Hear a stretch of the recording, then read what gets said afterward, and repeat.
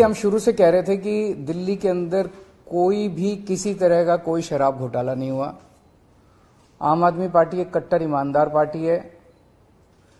पूरे देश को आम आदमी पार्टी पे और उसके नेतृत्व की ईमानदारी के ऊपर कट्टर भरोसा है।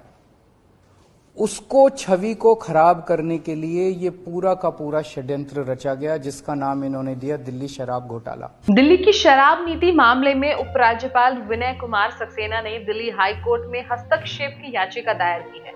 क्या यह एक राजनीतिक चाल है या एक कानूनी अधिकार का प्रयोग?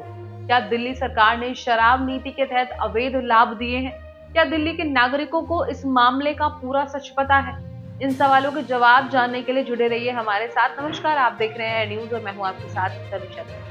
दिल्ली की शराब नीति का मामला एक लंबा और जटिल मुकदमा है, जिसमें दिल्ली सरकार, उपराज्यपाल, दिल्ली हाई कोर्ट और केंद्रीय जांच ब्यूरो यानी कि सीबीआई शामिल है।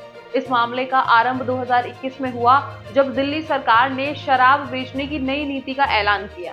इस नीति के तहत दिल्ली को 32 जोनों में बांटा गया और हर जोन में 27 शराब की दुकानें खोली गई। इस नीति का उद्देश्य शराब के काले बाजार राजस्व की वृद्धि और उपभोक्ताओं के अनुभव को बेहतर बनाना था। इस नीति के तहत सरकार ने शराब बेचने से हाथ खींच लिया और केवल निजी दुकानों को ही इसका अधिकार दिया।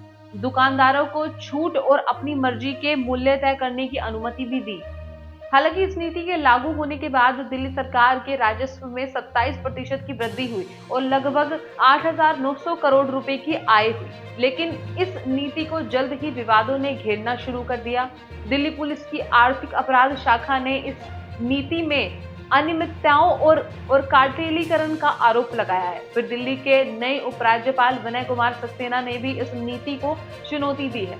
उन्होंने दिल्ली के शीर्ष अधिकारी की एक रिपोर्ट का हवाला देते हुए दिल्ली के पूर्व उप मुख्यमंत्री मनीष सिसोदिया पर शराब वैंड लाइसेंसधारियों को अनुचित लाभ देने का आरोप लगाया है और बाद में उन्होंने सीबीआई की जांच का आदेश भी दिया। इसके बाद जल्द ही सीबीआई ने सिसोदिया को गिरफ्तार कर लिया और उन पर भ्रष्टाचार और धन शोधन के मामले दर्ज किए गए। सिसोदिया ने अपने इस्तीफे के साथ ही इस नीति को रद्द करने की घोषणा की और कहा कि भाजपा ने अपने नियंत्रण वाली जांच एजेंसियों का इस्तेमाल करके दुकानदारों को डराने की कोशिश की है। उन्होंने अपने पूर्वाधिकारी अनिल बैजल को भी आखिरी पल में एक बदलाव करने का दोष दिया है, जिससे इस नीति को नुकसान पहुंचा है।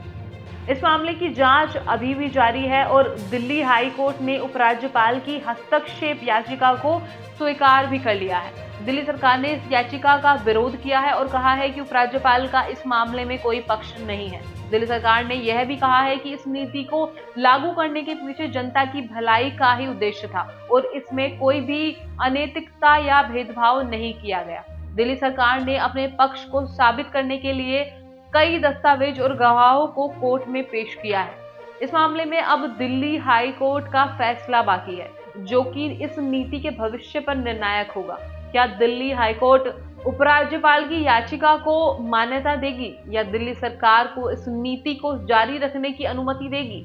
क्या इस नीति से दिल्ली के नागरिकों को लाभ होगा या नुकसान? क्या इस नीति के पीछे कोई राजनीतिक साजिश है या एक नया विकास का मोड़?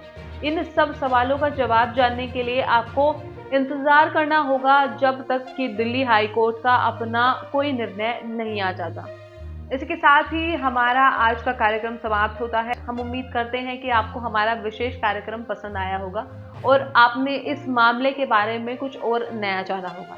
अगर आपके पास इस मामले से जुड़ी कोई भी राय या सुझाव है तो आप हमें ट्विटर, फेसबुक या इंस्टाग्राम पर बता सकते हैं। हम आपके विचारों को जानने के लिए बेताब हैं। इसी के साथ ही आज के लिए इतना ही। मैं तनुषा शर्मा आपसे विदा लेती हूँ। फिर मिलती हूँ एक नई अपडेट के साथ। तब तक के लिए आप बने रहिए एयर न्यूज़ के साथ। नमस्कार।